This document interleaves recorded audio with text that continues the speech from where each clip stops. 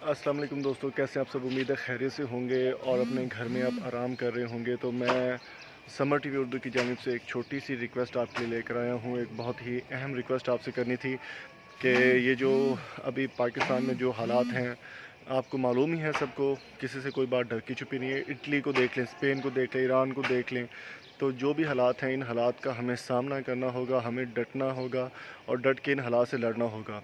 तो जितने भी मेरे दोस्त हैं यार, आप सबसे मेरी ये रिक्वेस्ट है कि आप अपने घरों में रहें।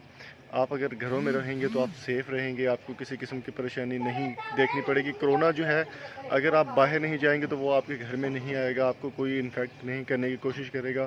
तो जितना ज़्यादा मुमकिन हो सके अपने घरों में रहें, केयर करें, अपने बच्चों के साथ टाइम स्पेंड करें, फैमिली के साथ अल्लाह तौबा करें और जितना भी हो सके मेरे पैगाम को शेयर करें अपने दोस्तों के साथ। मेरी तरफ से समर टीवी उर्दू की जितनी भी टीम है, हमारी फैमिली की जानिब से आप सब के लिए बेस्ट विशेज़ हैं। अल्लाह ताला हम सबको इस अज़ाब से जितनी जल्दी हो सके जान छुड़वाए। बस यही रिक्वेस्ट है कि बिला ज़रूरत घर से बाहर ना निकले। जैसे कि आप देख रहे हैं कि आवाम जो है वो चीज़ों को नहीं समझ रही, हुकूमत के जो प्रोस्पेक्शंस हैं उसको फॉलो नहीं कर रही, जिसकी वजह से जो है हम बहुत बड़ा नुकसान उठा सकते हैं।